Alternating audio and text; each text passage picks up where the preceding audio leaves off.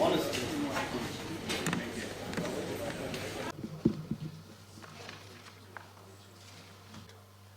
Now to the southeast, where we have Operation Udoka. The troops of Operation Udoka rigorously conducted clearance operations across the theater to frustrate the activities of terrorist groups and restore peace to troubled areas within the southeast. The offensive activities of troops tamed many security challenges bedeviling the operational theater in the southeast region.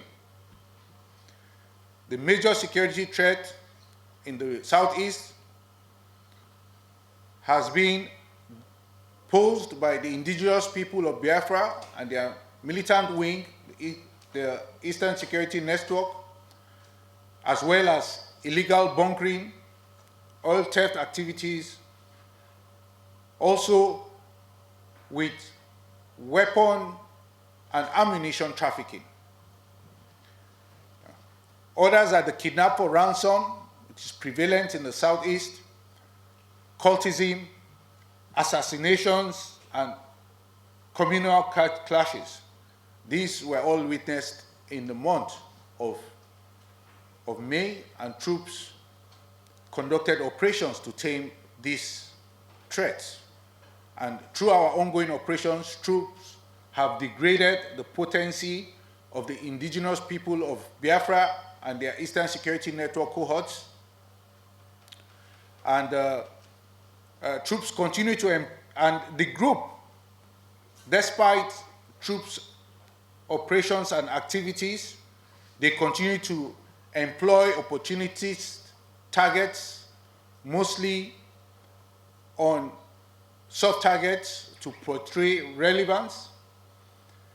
However, with the support of sister services and other security agencies, troops have continued to optimize its operations against the terrorist group and boxing them in their place. Overall, the troops of Operation Udoka in the month of May neutralized 69 terrorists, arrested 115 suspects, and rescued 32 kidnapped hostages in the month of May.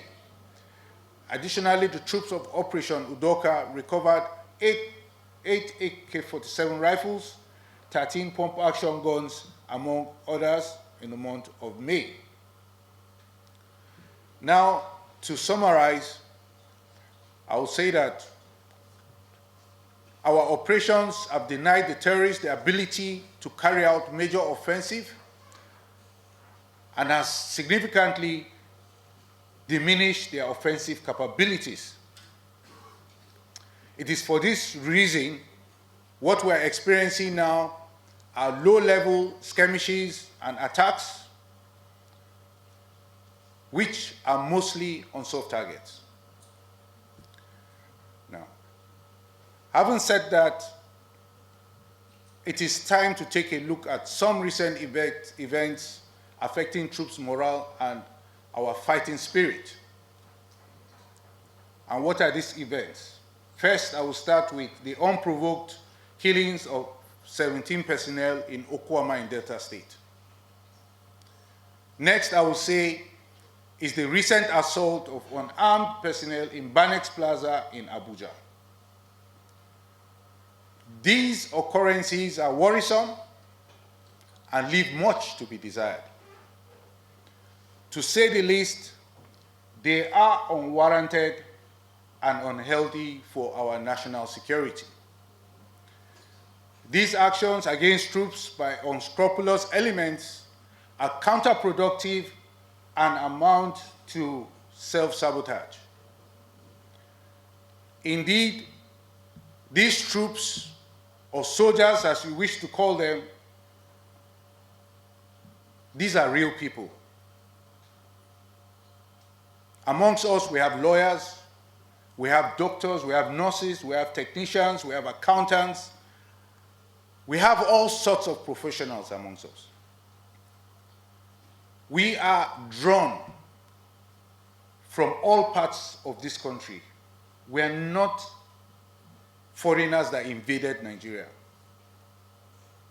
The military are all Nigerians.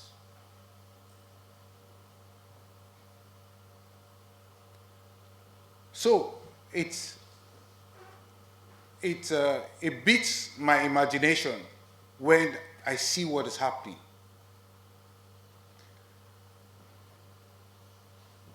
We have loved ones, we have fathers, mothers, sisters, we have brothers, sons and daughters. We are the tip of the spear, utilized by the nation to fight and destroy the terrorists and every adversary so that you, the citizens, can be safe. Indeed, our tireless efforts makes it possible for citizens to go about their affairs with a sense of safety. You will agree with me that surely this is no way to treat any human, and certainly not the way to treat a military man in uniform that fights to keep you safe. It speaks to the fact that what transpired in Barnex is all shades of wrong. Even at that,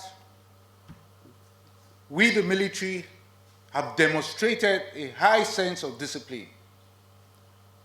We've demonstrated restraint and professionalism. I must say clearly that the professionalism that we have demonstrated should not be mistaken for weakness. What's happening is that we know that to win this war, we need the support of the people. We also hope that the people will equally realize that they need the military to win this war to guarantee their safety. Accordingly, it goes without saying that this must not repeat itself again, as it jeopardizes our common interests. If our troops err, report them, and the military justice system will address that matter. Be reminded, we are at war, and citizens must realize that they have a responsibility by their actions and their utterances to support troops to keep their morale and their fighting spirit at optimal at all times.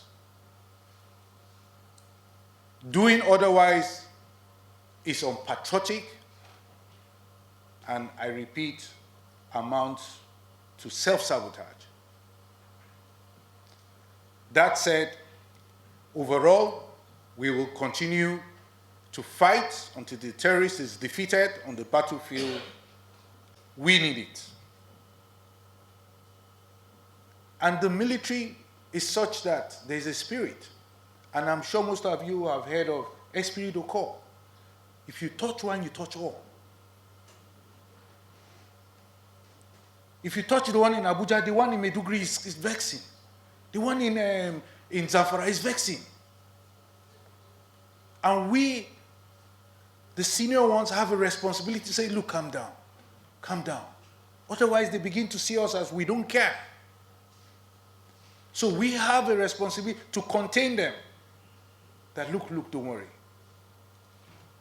So we don't need the civilians coming again to add into the problem. Some come on TV, just talk. You want to affect their fighting spirit, you want to affect their morale. And I must remind that we have been fighting this battle for over 10 years. And do you know the meaning of that? It means that there are troops with post-traumatic stress disorder.